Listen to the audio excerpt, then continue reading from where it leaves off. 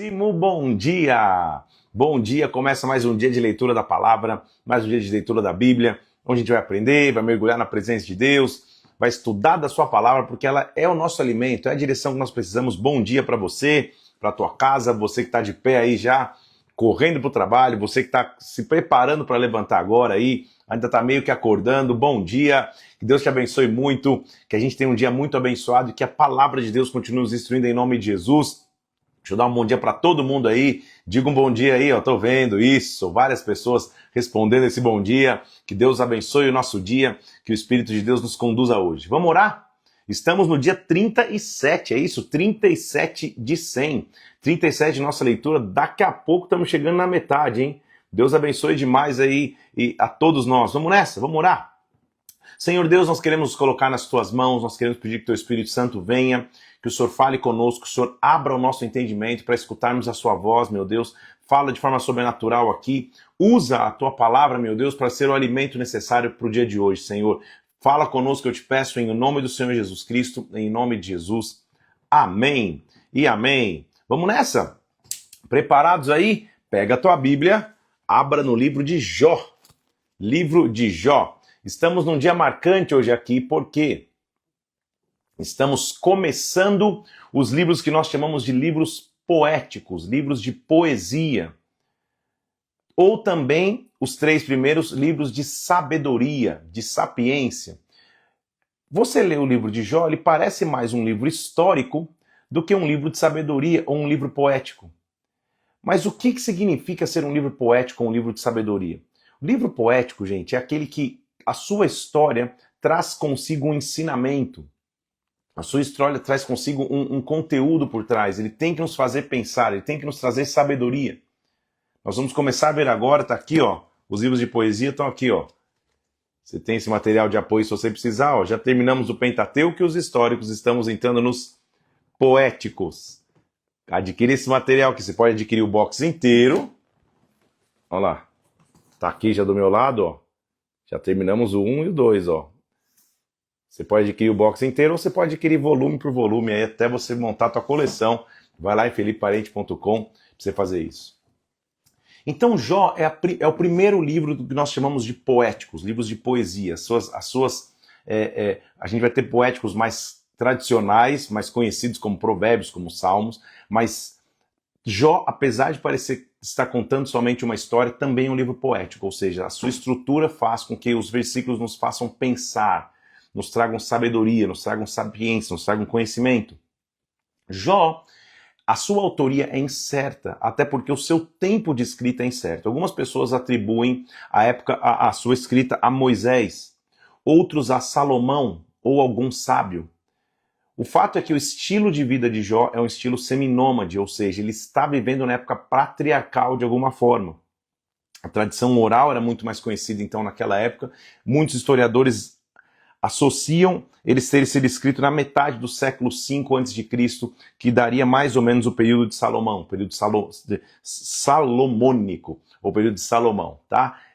A autoria, alguns, como eu disse, vão um pouquinho antes, acho que Moisés escreveu, ou de Salomão, ou algum sábio desta época. A história de Jó, nós vamos ler agora, gera até uma expressão, você ouviu alguém falando a paciência de Jó? Porque Jó é alguém que tinha muito recurso financeiro, muitos bens, muitas propriedades, tudo corria bem na sua vida. A Bíblia vai dizer que ele era um cara temente a Deus, mas de repente ele passa por uma luta atrás de luta. É eita atrás de eita. E todos nós já vivemos uma fase Jó na vida.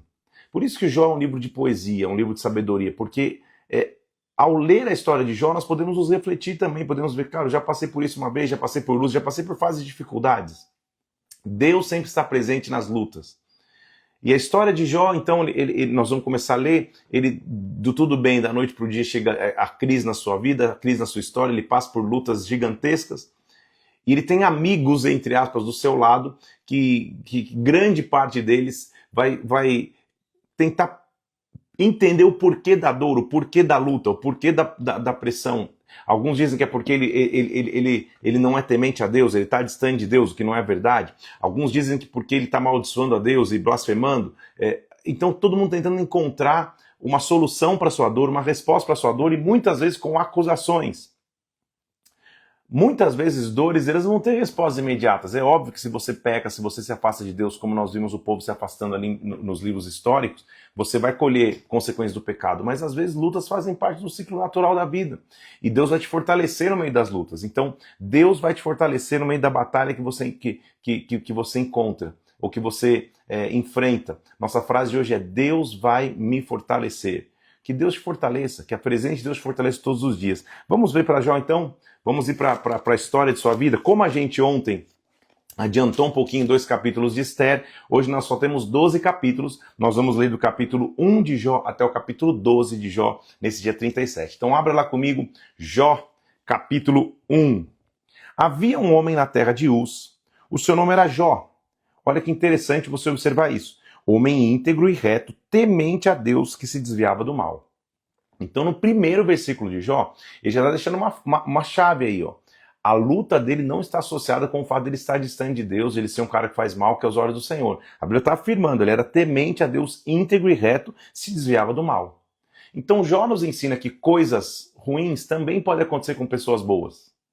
Assim como coisas boas, às vezes acontecem com pessoas ruins, é o ciclo natural da vida. Então não tente associar toda a luta, toda a dificuldade, essa pessoa está distante de Deus, estou distante de Deus. Às vezes, estar distante de Deus no pecado te traz lutas, evidente. Mas às vezes o ciclo natural da vida vai te trazer lutas e Deus vai cuidar de ti.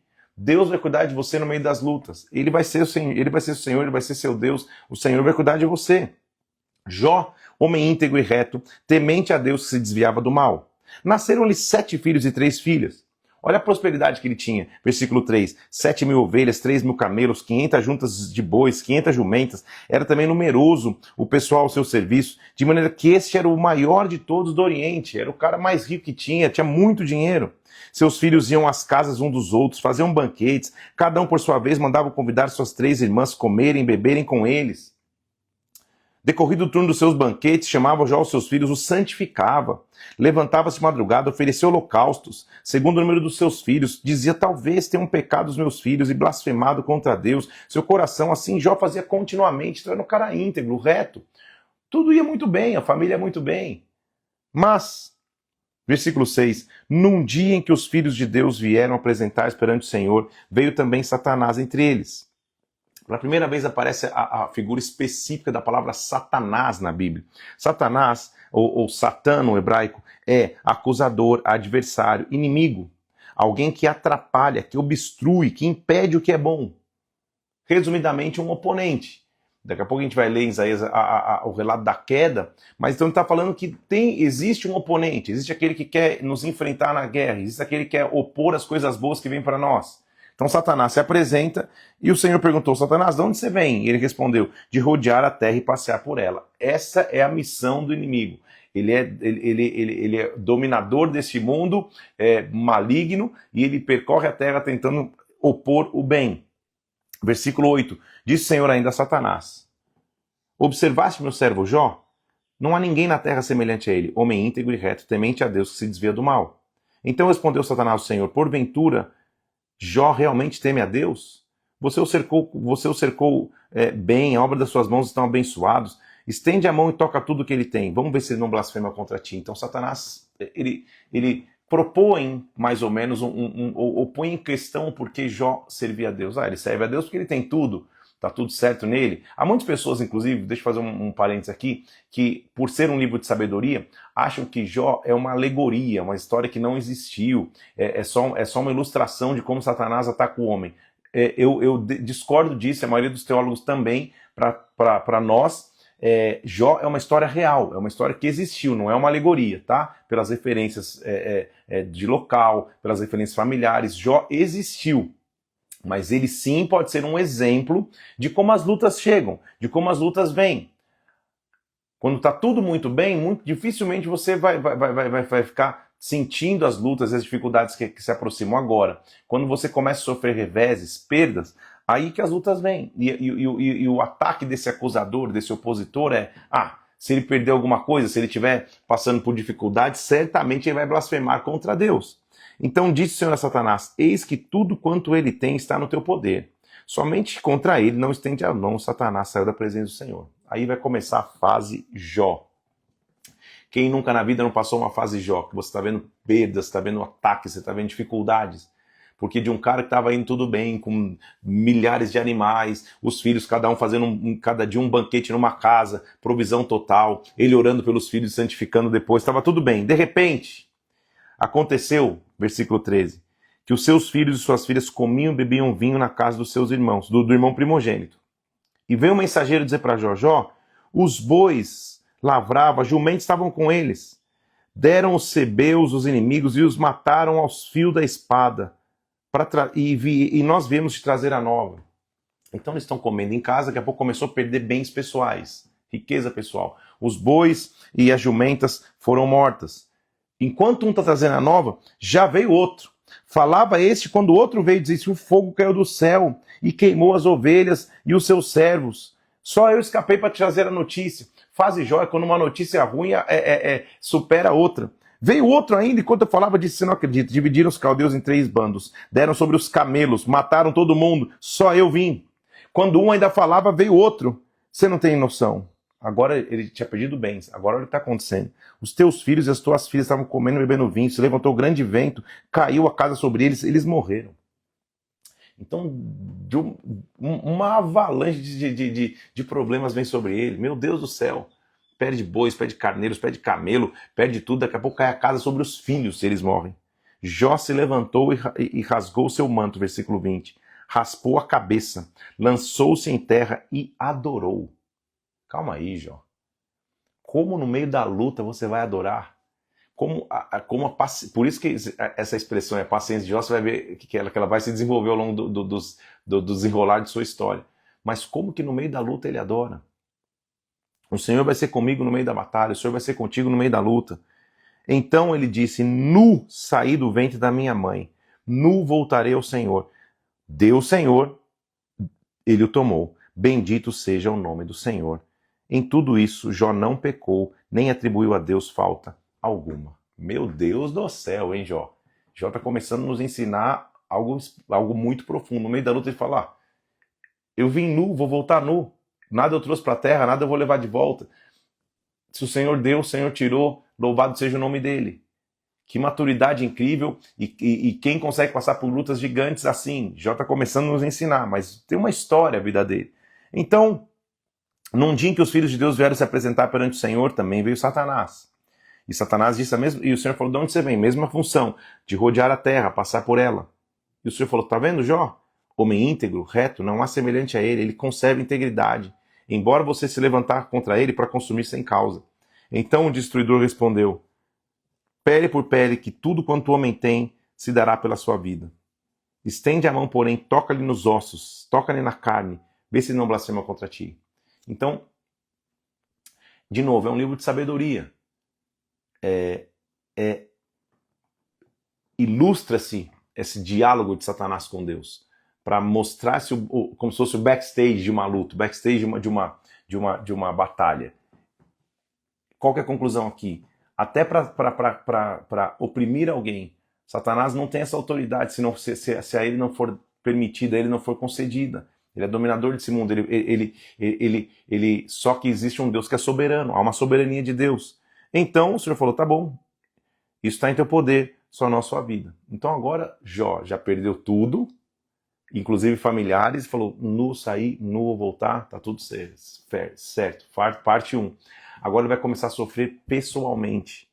Então saiu Satanás à presença do Senhor, feriu a Jó de tumores malignos, desde a planta do pé até o alto da cabeça. A enfermidade começa a chegar sobre ele.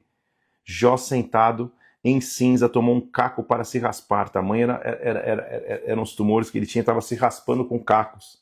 Sua mulher falou: ei, Jó, como você continua íntegro? Amaldiçoa o teu Deus e morre. Amaldiçoa o teu Deus e morre. Quantas pessoas ao nosso lado, nós das lutas, falam: cara, por que você ainda continua com fé? Por que você ainda continua crendo? Não, Deus vai ser comigo nas lutas. Deus vai ser comigo nas batalhas. Eu até esqueci a frase primeiro que eu falei, mas essa pode ser. Deus está comigo nas lutas, Ele vai ser comigo, Ele vai intervir na minha causa. Eu esqueci, de verdade esqueci a primeira frase, que é: Deus me dá na hora aqui, depois vocês comentam ali comigo, mas Deus vai ser comigo nas lutas, Deus vai ser comigo no meio das batalhas. A mulher dele fala, amaldiçoa a Deus, morre logo, Jó, desiste dessa luta. Ele disse, versículo 10, você está falando como quem está doida. A gente recebeu o bem de Deus, também não vamos receber o mal? Faz parte do ciclo da vida. Em tudo isto, Jó não pecou. Só que a luta dele ficou famosa, eu imagino, né, gente? Perdeu todos os bens, perdeu a família. Agora ele está sofrendo de enfermidade. 3 amigos de Jó, ouvindo esse mal que tinha vindo sobre ele, chegaram cada um no seu lugar. Aí vai entrar os amigos na história. Um tal de Elifaz, Bildade e Zofar, os 3 primeiros. Combinaram juntamente condoer-se e consolá-lo. Falaram, cara, vamos lá, dar uma força para Jó, porque está precisando. Essa luta que ele está passando. Então, levantando eles de longe os olhos, não reconheceram a Jó. Ergueram a voz e choraram, cada um rasgando seu manto, lançando o pó do ar sobre a cabeça. 7 dias e 7 noites, eles não conseguiam nem falar nada, porque a dor era muito grande. Sabe quando você vê alguém passando por uma luta, você não sabe nem o que dizer, você não sabe nem o que falar? Eles entram em desespero junto, eles vieram consolar, vieram ajudar. Eles veem o tamanho da luta de Jó, eles sentam, rasgam as vestes, rapa a cabeça também, joga cinza sobre eles, e fica 7 dias ninguém fala uma palavra. Eu falo, cara, não tem nem o que falar, como que eu vou consolar o Jó que ele está vivendo? Neste momento, lembra? Gente, por que é interessante conhecer a história de Jó? Porque mostra como a gente reage às vezes nas lutas que a gente passa. Porque primeiro ele começa firme, não, jamais vou amaldiçoar a Deus, não, não sair, não vou voltar, mas as lutas, elas nos apertam. E olha o que acontece, depois desse dia, Jó fala assim, gente do céu, ele não tá lutando com Deus, mas ele diz, pereça o dia que eu nasci. É o extremo da luta que ele está vivendo, ele já perde a esperança pela vida, na verdade ele amaldiçoou o dia do nascimento. Cara, que terrível o dia que eu vim nascer. Será que não é semelhante às vezes lutas que nós passamos e ficamos debaixo de muita pressão? Que história foi essa? Que dia foi esse que eu nasci? Às vezes está passando uma luta no teu casamento e fala, por quê? Que dia abençoado foi esse que eu decidi casar? Às vezes você muda de cidade, muda de ministério, muda de empresa e fala, que dia abençoado foi que eu tomei essa decisão? Ele amaldiçoou o começo, tentando encontrar uma raiz para a luta. Que dia foi esse? Meu Deus! Que aquele dia, versículo 4, seja convertido em trevas. E Deus lá de cima não tenha cuidado sobre ele, nem tenha luz sobre o dia que eu nasci. Ele amaldiçoou o seu nascimento, ele tá no ápice da amargura da luta. Que daquela noite se apodere em trevas, que não se regozije entre elas os dias do ano, que aquela noite seja estéril, que dela sejam banidos os sons de júbilo. Amaldiçoem aqueles dias, versículo 8, amaldiçoem aquele que sabe amaldiçoar o dia, aqueles que sabem excitar o monstro marinho. Monstro marinho é uma referência, espiritualmente falando, a uma batalha, gente. O monstro marinho, a potestade que vem do mar. Estamos falando de um ataque de Leviatã. Só para você anotar aí, aquele que traz desânimo, aquele que traz desespero, aquele que nos faz quase entregar os pontos. Talvez esteja enfrentando lutas hoje, mas Deus vai ser contigo na luta. O Senhor vai ser contigo no meio da luta, Ele vai ser contigo no meio da dificuldade. Jó está chegando no desespero. Cara, que dia foi esse que eu nasci? Por que eu vim para a terra? Por que não fechou as portas do ventre da minha mãe? Por que não escondeu os meus olhos do sofrimento? Você entende? Está entendendo a diferença do estilo de redação do livro de Jó para o livro de Esther, para o livro de Neemias, de Esdras? Esdras, Neemias, Esther estão contando uma história, literalmente. Não tem poesia aqui, não. Jó já está falando, floreando. Meu Deus, quem dera aquele dia fosse assim. É diferente, é um livro de sabedoria, é um livro que tenta nos trazer reflexões, nos tenta nos colocar no lugar.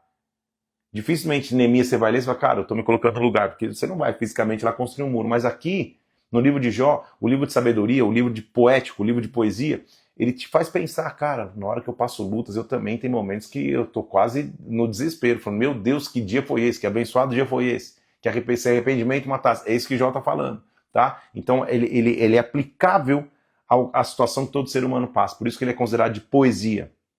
Por isso que ele é considerado de sapiência, de sabedoria.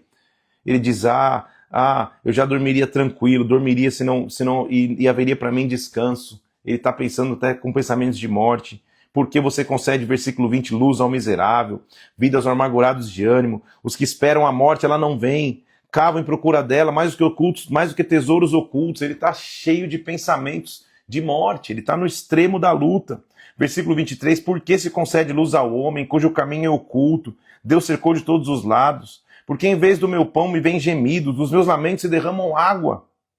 Aquilo que temo me sobrevém, o que me receava me acontece. Não tenho descanso, não tenho sossego, não tenho repouso, já me vem grande perturbação. Lutas fazem Jó. Jó tá numa... Ele pela primeira vez que abre a boca, ele fala para dizer, cara, não aguento mais, que terrível dia foi que eu nasci.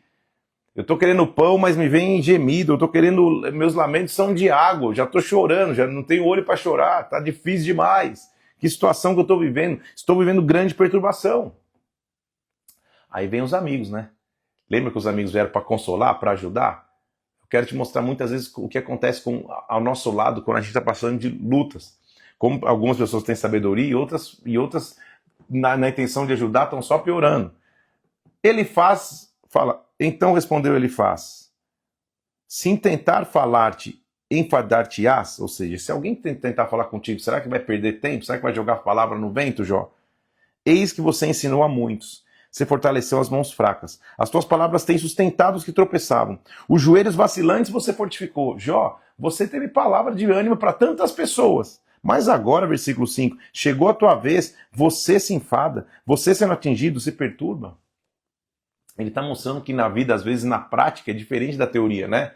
Quantas vezes você aconselha pessoas, fala da fé, mas quando chega a tua vez de passar a luta, você está igual o Jó, desesperado, amaldiçoando o dia que você nasceu. Então ele começa até bem. Jó, será que se alguém tentar falar com você, vai perder tempo ou não? Porque, cara, na hora que você aconselhava, você fortaleceu todos os joelhos vacilantes, agora na tua vez, por que está acontecendo isso contigo? Aí, tá indo tudo bem. Porventura, versículo 6, não é o teu temor de Deus aquilo em que você confia? Não é a tua esperança na retidão dos seus caminhos? Aí tá tudo bem, ele tá até indo bem, mas daqui a pouco, olha o que ele fala, versículo 7. Por acaso já pereceu algum inocente? E onde foram os retos destruídos? Segundo o que eu já vi, os que lavram iniquidade semeiam o mal e por isso colhem o mal. Opa, tava indo bem, A gente já leu em Jó 1:1. O autor de Jó fez questão de dizer que Jó era temente a Deus e se desviava do mal. Ele faz numa associação imediata, porque é fácil tentar achar a raiz de uma luta jogando a culpa na própria pessoa que está passando a luta. Então ele fala, olha, eu nunca vi um reto passar dificuldade. Na verdade, o que eu vi é quem faz iniquidade semear o mal e colher o mal. Ele está implicitamente deixando subentendido, Jó, a raiz da tua luta é que alguma coisa ruim você fez. Você já passou por lutas ao invés de receber conselho e receber conforto, na verdade você está recebendo mais acusação? Dura coisa que é na mão de um Deus que é terrível. Você sabe que muitas vezes a raiz da sua luta é porque você se prendeu para o pecado, mas você sabe, você não precisa de ninguém te acusa, é no seu próprio inimigo. Agora, o difícil é estar passando uma luta, você não sabe a raiz do porquê, e ainda tem gente dizendo assim, não, dura coisa que é na mão de Deus. Algum pecado deve ter aí, hein? Alguma coisa deve ter oculta. Que loucura é essa ele faz? Por que você está acusando sem saber? Com o hálito de Deus perecem os que são maus, com o assopro da sua ira se consomem. Parece o leão porque não há presa. Uma palavra me disse segredo, meus ouvidos perceberam. Entre pensamentos e visões noturnas, quando o profundo cai sobre mim, ele começou a acusar. Seria porventura, versículo 17, o mortal justo diante de Deus? Seria acaso o homem puro diante do seu Criador? Deus não confia nos seus servos, os seus anjos atribuem perfeições, quanto mais aqueles que habitam em casas de barro, cujo fundamento está no pó. Algum erro você deve ter. Então ele começa tentar achar a raiz, e a raiz imediata de ele não está errado no seu discurso, só para te entender, tá? Ele não está errado em dizer, olha, o iníquo sofre. Ele está errado em deixar subentendido, fazer uma associação que talvez a raiz da luta é que ele está diante de Deus. Ok. Ele começa tentando fazer Jó ter uma reflexão, até porque ele não sabe da vida de Jó em integralidade. Jó, se tem alguma coisa errada em ti, corrige. Tá tudo bem. Então é o que ele fala, versículo 1. Chama agora, do capítulo 5. Haverá quem te atenda? Para qual dos santos anjos te virará? Porque a ira do louco o destrói, o zelo do tolo o mata. Bem eu vi o louco lançar raízes, mas logo declarei maldita a sua habitação. Seus filhos estão longe do socorro, seus pés estão às portas, não há quem o livre. O que ele está dizendo? Clama, age, não fica agindo igual um louco. Mas, versículo 7, o homem nasce para as aflições, como as faíscas das brasas voam para cima. Quanto a mim, eu buscaria a Deus. A ele entregaria a minha causa, porque ele faz coisas grandes e inescrutáveis, maravilhas que não se podem contar. Faz chover sobre a terra, envia água sobre os campos, para pôr os abatidos no lugar alto, para que os enlutados se alegrem de maior ventura. Então ele começa dizendo, cara, clama a Deus. Quanto a mim, o que eu faria é clamar ao Senhor. Não fica só na aflição, não fica só no enfado de falar, poxa, que dia terrível foi o dia que eu nasci. Clama a Deus no meio da guerra. Ele apanha os sábios na sua astúcia. O conselho dos que tramam se precipita. Eles de dia encontram as trevas, ao meio-dia andam como se fosse de noite, eles estão sem direção. Mas bem-aventurado, versículo 17, é o homem a quem Deus disciplina. Não desprezes, pois, a disciplina do Todo-Poderoso. Esse versículo é forte. Só tem um detalhe, ele faz. Deus não está disciplinando Jó. Deus está mostrando e levando Jó ao extremo para mostrar que ele não vai blasfemar contra Deus. Então não é uma disciplina, não é uma correção por causa de pecado. Mas olha o versículo 18. Ele faz a ferida, ele ata, ele fere, suas mãos curam. De 6 angústias o livrará, e na 7ª o mal não te tocará. Na fome te livrará da morte, na guerra do poder da espada. Isso mostra para nós aqui que nenhuma luta é eterna. De 6 angústias ele vai estar contigo, na 7ª ele vai te livrar. Nenhuma luta é eterna, essa luta vai passar, essa dificuldade vai passar, Jó. Eu sei que é difícil estar no olho do furacão aí, mas vai passar. Vai chegar o momento, versículo 22, olha a esperança. Da assolação e da fome você vai rir, das feras da terra você não vai ter medo, porque até com as pedras do campo você vai ter aliança, os animais da terra vão viver em paz contigo. Saberás que a paz é a tua tenda, percorrerás as tuas possessões e nada te faltará. Saberás que também se multiplicará a tua descendência. Está falando para um cara que tinha perdido tudo, inclusive os filhos. Tua posteridade será como a erva da terra. Em robusta velhice você vai entrar para a sepultura, como se recolhe o feixe de trigo. Você não vai morrer precocemente, Jó. Eis que já havemos inquirido, e assim é. Ouve e medita nisso para o seu bem. Então ele começa a mostrar, Jó, será que a raiz da luta... Então o discurso que ele faz inicialmente não é de todo desprezado, tá? Peraí. Aleluia, aleluia. O discurso de Jó não é de todo desprezado, gente. O discurso que ele faz. Tem alguns pontos que a gente tem que olhar, porque ele está associando a luta de Jó a uma disciplina. Você não pode... Então, primeiro, o que isso tem que se ensinar? Viu alguém passando por uma luta? Tem empatia. Não chegue querendo pesar a mão logo de cara. Tem empatia. Leve a pessoa à reflexão. Mas traga a pessoa à esperança. É o que o amigo dele está fazendo no final aqui, pelo menos, falando, Jó, vai ter esperança, cara. Você vai morrer com saúde lá no final da tua vida, tua família vai se multiplicar de novo, teus bens vão voltar nas tuas mãos. Ele tem que trazer Jó esperança, mesmo no meio da dificuldade que ele está vivendo. O erro, se eu posso dizer erro, o detalhe que ele não observou no seu discurso é que ele está associando diretamente a uma disciplina de Deus. E às vezes não é. É o ciclo natural da vida. Ok? Claro que o pecado gera disciplina, não me entenda errado, vou ser redundante até. Mas nesse caso de Jó, ele era temente a Deus. Deus está mostrando que ele não vai blasfemar. Jó então vai justificar suas queixas. Ele fala no versículo 1 do capítulo 6. Jó respondeu, se a minha queixa de fato se pesasse contra uma balança, se pusesse a minha miséria, na verdade, se a minha miséria e minha queixa tivesse uma balança, versículo 3, pesaria mais do que a areia dos mares. Por isso é que minhas palavras foram precipitadas. Jó falou, cara, eu sei que você está me repreendendo porque eu estou reclamando do dia que eu nasci, mas meu filho, você não sabe o tamanho da luta que eu estou vivendo, não. Se pesasse numa balança, estaria como a areia do mar. Olha o que ele sente, porque as flechas do Todo-Poderoso estão em mim cravadas. O meu espírito sorve o veneno dessas flechas. Os terrores de Deus se arrementam contra mim. Ele sente como se a própria mão de Deus estivesse sobre ele. Jurará os... Aí por isso que eu estou dizendo que é poético. Que são livros poéticos, que as frases são reflexivas, tem que nos fazer pensar. Zurrará o jumento montém junto à relva, mugirá o boi junto à sua forragem, comer-se-á sem o sal que é insípido, ou haverá sabor na clara do ovo, que ele está fazendo analogias para você pensar. A vida perdeu a cor, a vida perdeu o sabor, a vida perdeu o sal. Quem dera meu pedido fosse cumprido. Quem dera Deus me concedesse o que eu desejo, versículo 9. Que fosse o agrado de Deus me esmagar, que a sua mão acabasse de vez comigo. Ele está desgostoso da vida. Ele está dizendo, eu estou reclamando porque não é contra Deus, eu perdi o gosto da vida, para viver. É o que a luta faz conosco, gente. Ele diz, olha, eu não tenho negado as palavras do santo. Mas, versículo 13, jamais haverá socorro para mim. Foram afastar de mim os meus recursos. O aflito deve, o amigo, ele diz, ao aflito, ele faz. O amigo deve mostrar compaixão, a menos que tenha abandonado o temor do Todo-Poderoso. Então, cara, se compadeça um pouco da minha causa, olha o que eu estou passando. A não ser que ele abandonou o Todo-Poderoso, que não era o caso de Jó. Você entende a linha? Ele faz, tentando ajudar, mas às vezes está pesando um pouco a mão e está dizendo, cara, tenha compaixão do que eu estou vivendo. Quem dera Deus respondesse minha oração e me esmagasse de vez. Ele está vivendo em extrema amargura. E o que ele pede para ele fazer é, me ensina, eu vou me calar, versículo 24. Me dá a entender aonde eu estou errando. Às vezes, quando a gente passa por lutas, é isso que a gente quer perguntar, onde eu estou errando? Me fala onde eu estou errando, porque eu vou me consertar.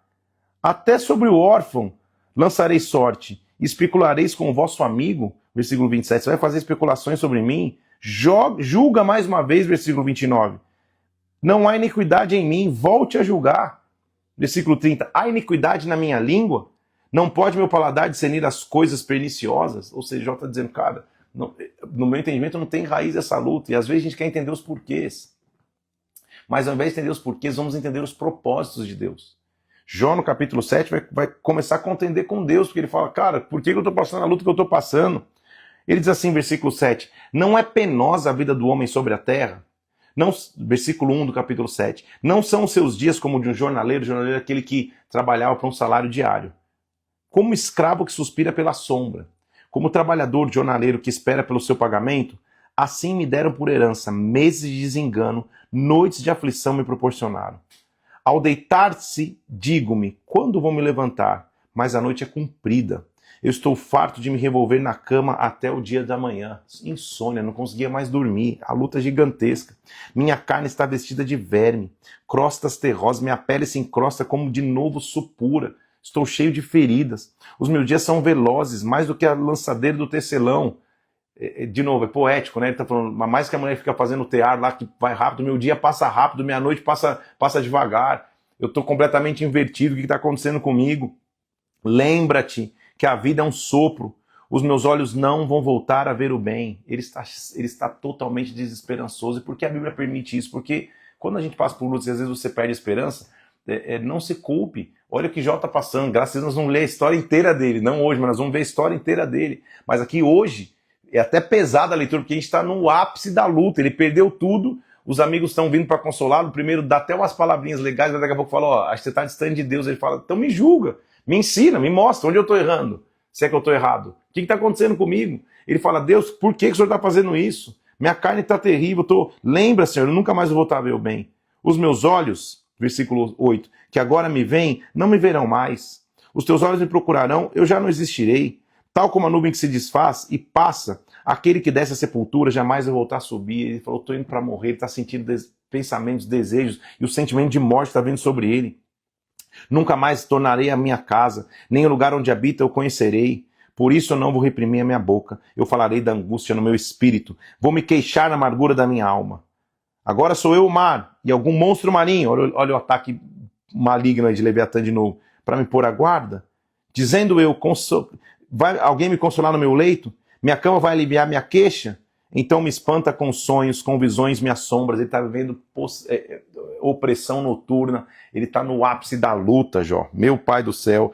Antes a morte do que essa tortura, versículo 15. Estou farto da minha vida. Não quero viver para sempre. Me deixa, pois, porque os meus dias são como um sopro.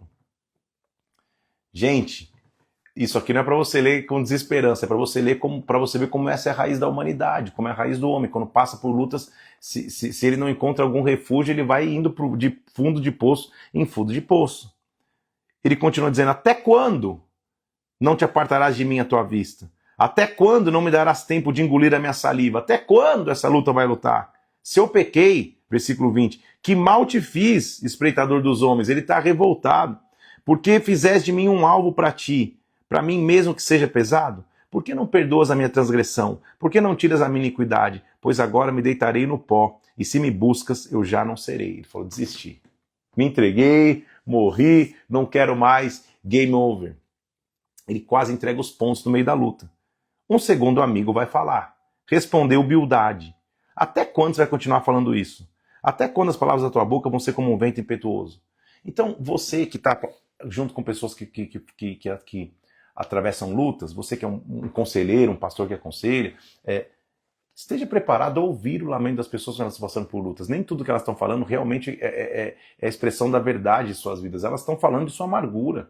Jó está falando ali desesperado: Senhor, eu não quero mais viver, o Senhor vai me procurar, eu não vou mais existir, chega. O que a tua mão está sobre mim? Bildade escuta e fala assim: até quando você vai ficar falando isso? Até quando que você vai falar é vento? Até quando você vai ficar reclamando? Perverteria Deus o direito?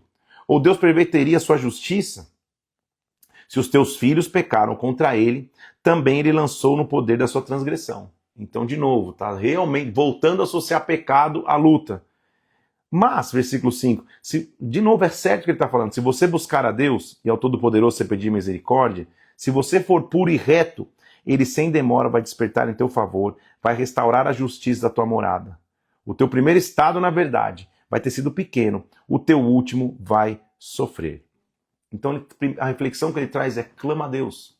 Se você clamar a Deus, o teu estado final vai ser diferente da luta que você está vivendo agora. Não acaba assim. Eu te peço, pergunta às gerações passadas, atenta para a experiência dos teus pais. Nós somos de ontem, nós não sabemos nada, porque os nossos dias são como sombra. Então o que ele está dizendo é: olha lá atrás. Olha como Deus não abandonou as antigas gerações. Não tenha tendência de achar que essa luta que você está vivendo é o fim do mundo e acabou tudo aí. Não. Olha a história, olha o que já aconteceu, olha o que você já viveu, porque a história mostra que Deus sempre vai cuidar dos seus. Ele está refletindo e está indo bem até ali. Então ele diz assim: por isso, não reprimirei a boca, falarei na angústia do meu espírito, vou me queixar da amargura da minha alma. Acaso sou eu algum monstro marinho? Voltei pro capítulo 7, desculpa, estou no capítulo 8, versículo 9. Nós somos de ontem, não sabemos nada, somos como a sombra. Porventura não te ensinarão os pais, não haverão de falar-te do próprio entendimento? Lembra do que você já viveu. Aí, de novo, livro poético, ele tem que te fazer pensar, são analogias. Pode o papiro crescer sem lodo? Ou viça o junco sem água? Ou seja, papiro era o que se tornava papel, né? Mas o processo dele para se tornar aquele papel existia barro. Ele diz: pode ir lá no produto final de um papiro você não ter visto lodo? Pode a vida toda ser vivida sem lutas? É mais ou menos assim que você deveria refletir nesse versículo. É inevitável passar por lutas, Jó. Então, assim, ele está indo bem. Até agora está refletindo bem, mas aí de novo no discurso vai vir a acusação. Versículo 13. São assim os caminhos de todos que se esquecem de Deus. A esperança do ímpio perece. Sua firmeza será frustrada, sua confiança é teia de aranha. O princípio está correto. Quem se afasta de Deus vive isso, mas não é o caso de Jó. Então cuidado só para não colocar dentro do mesmo pacote. Ele, então, uma coisa saiba, versículo 20. Deus não rejeita o íntegro. Ele encherá tua boca de riso, os teus lábios de júbilo. Teus aborrecedores se vestirão de vergonha. A tenda dos perversos não subsistirá. Então, de novo, no discurso de Bildade, tem coisa boa para extrair, como um dia ele faz também. Tem coisas boas, ele está terminando com esperança. O cuidado, os dois, a coisa ruim é quando eles começam a tomar preconcepções de que Jó está sofrendo porque é iníquo. Na verdade, ele não é. As pessoas do outro lado sempre vão tentar achar uma resposta para as lutas e para as dores. Não quer dizer que o conselho delas de todo vai ser ruim. Saiba a tua correção diante de Deus. Quando ele fala isso, Jó diz assim, versículo 1. Então Jó respondeu, capítulo 9. Na verdade, eu sei que é assim. Porque como pode o homem ser justo para com Deus? Deus é grande. Se quiser lutar contra Deus, nenhuma coisa de 1000 coisas poderá responder. Ele é sábio de coração, ele é grande em poder. Quem lutou com ele teve paz. Jó está dizendo: eu sei o que você está me falando. Ninguém pode lutar contra Deus, ninguém é justo diante de Deus. Ele que move os montes, ele que move a terra fora do seu lugar. Ele que fala o sol e o sol não se mexe. Ele que sela as estrelas. Ele que sozinho fez os céus. Quem faz coisas grandes que não se pode esquadrinhar, maravilhas que não se podem contar.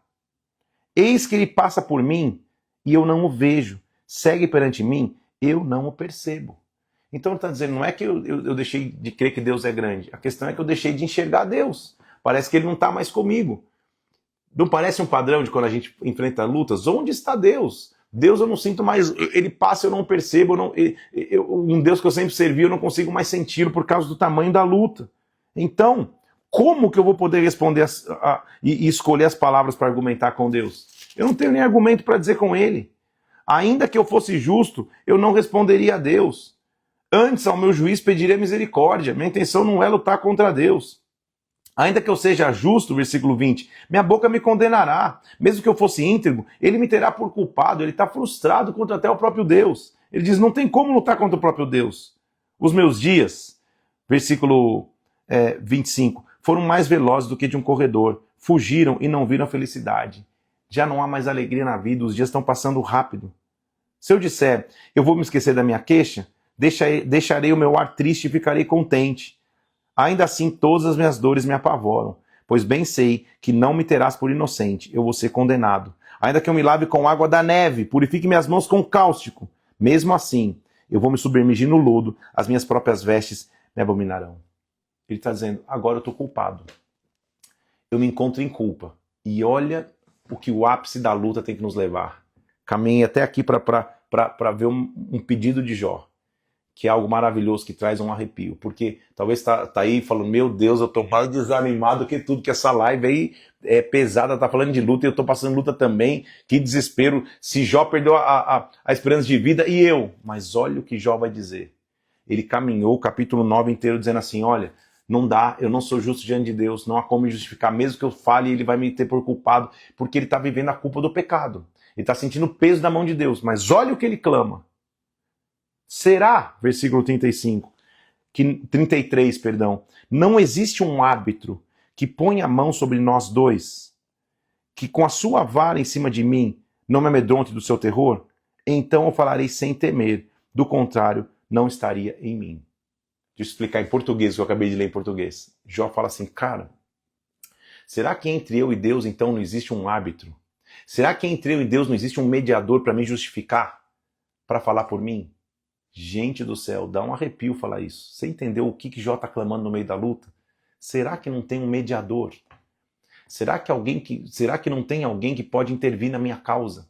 Será que tem alguém que não pode me justificar diante de Deus? Quem que Jó está pedindo no meio da luta? Aquele que eu e você possuímos, oh meu Deus do céu, aquele que eu e você podemos carregar. Ele está falando, será que não tem um mediador entre nós? Será que não tem um árbitro entre nós? Frase de hoje que eu já inventei 3, Jesus está comigo nas lutas. Jesus é o meu mediador. Jesus é aquele que, como um advogado junto ao Pai, acaba com a acusação que vinha sobre mim. Jó, no ápice da luta, ele chega à conclusão, cara, eu realmente não sou reto diante de Deus. Mesmo a Bíblia afirmando que ele é temente, é reto ao Senhor, ele fala, cara, se eu clamar ao Senhor, ele é justo, eu sou injusto. Não há esperança para mim, então. Será que não tem um árbitro? Será que não tem alguém que possa mediar a nossa causa? Será que entre Deus e o homem não tem alguém que pode mediar? Ele está clamando por Jesus Cristo, aquilo que nós já temos como presente. Meu Deus, tô arrepiado, não há como não ficar arrepiado de falar nisso. O ápice da luta não nos leva ao desespero. O ápice da luta nos leva a clamar. Eu sei que deve ter um mediador. Eu sei que deve ter alguém que media por mim. Que esse mediador se levante. Jó continua dizendo, Senhor, minha alma tem tédio à minha vida. Então eu vou abrir a boca. Eu vou dar livre curso à minha queixa. Eu vou falar da amargura da minha alma. Eu quero abrir a boca. Não me condenes. Faz-me saber por que você luta comigo, Deus. Bem sabe, Senhor, versículo 7, eu não sou culpado. Todavia não há ninguém que me livre. Falta alguém para me ajudar. As tuas mãos me plasmaram, me aperfeiçoaram. Porém agora você quer me devorar. Lembra-te que me formaste como barro e agora você quer me reduzir ao pó.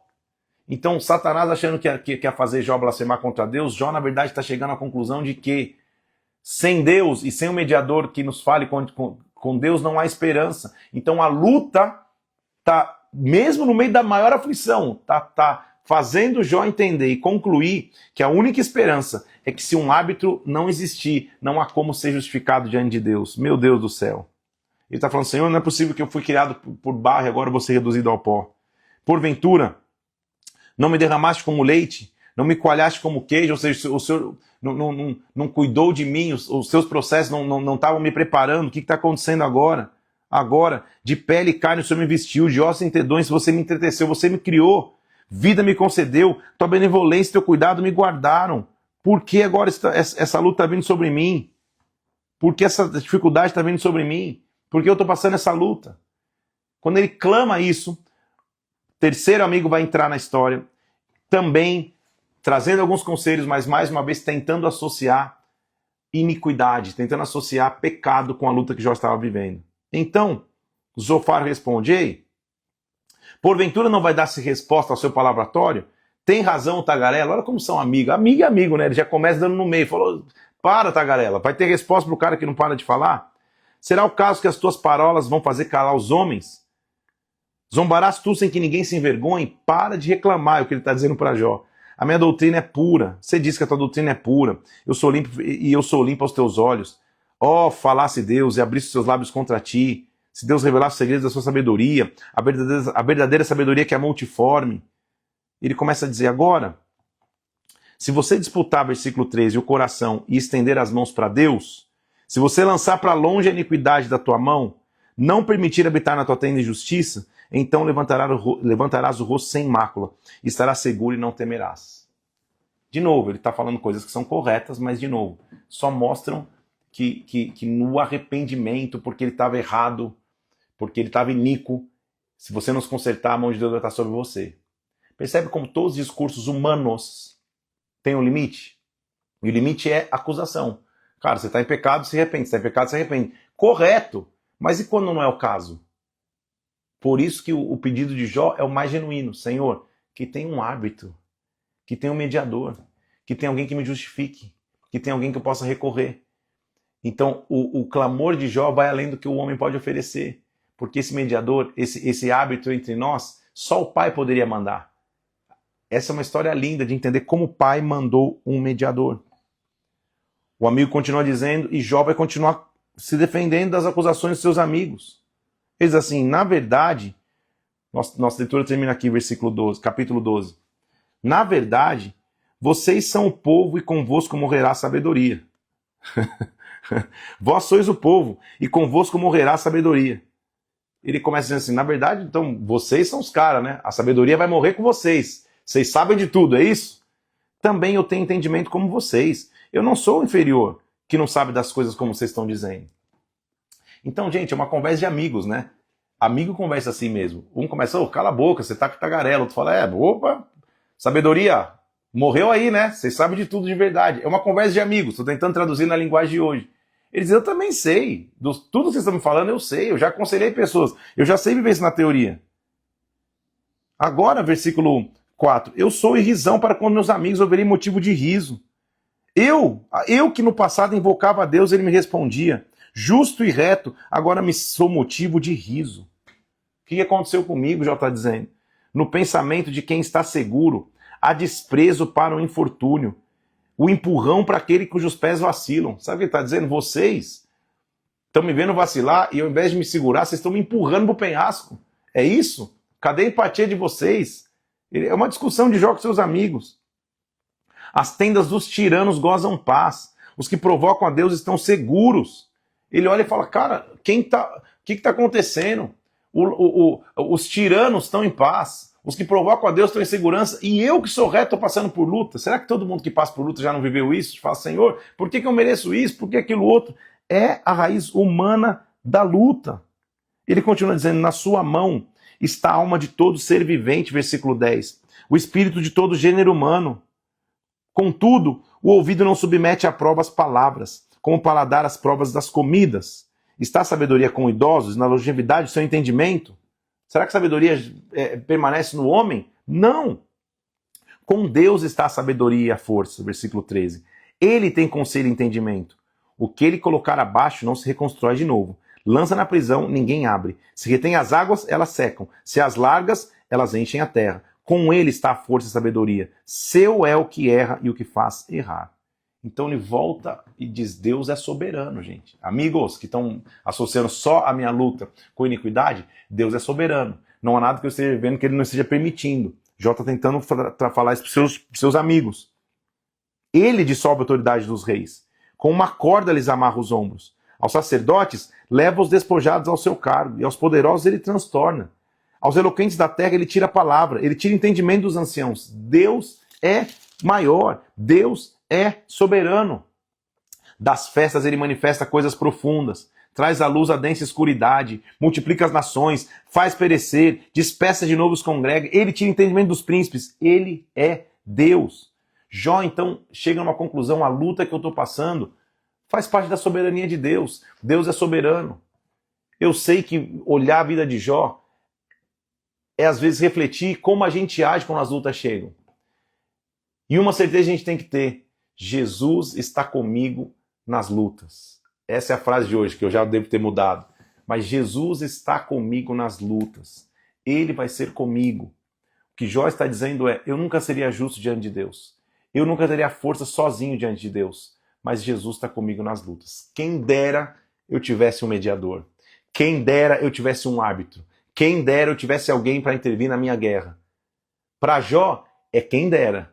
Para mim e para você, glória a Deus porque eu já tenho. O meu Salvador veio, o meu mediador veio, o meu Redentor veio. Vamos tentar fazer um resumo do que a gente viu? Jó começa íntegro diante de Deus, tudo bem. A luta chega da noite para o dia. Quando a luta chega da noite para o dia, ele perde praticamente tudo, não blasfema contra Deus. Os amigos vêm ajudar, ficam até quietos sem saber o que falar. Quando começa a falar, dão palavras boas, mas também dão palavras de peso. Numa indicação de que o conselho humano ele tem um limite.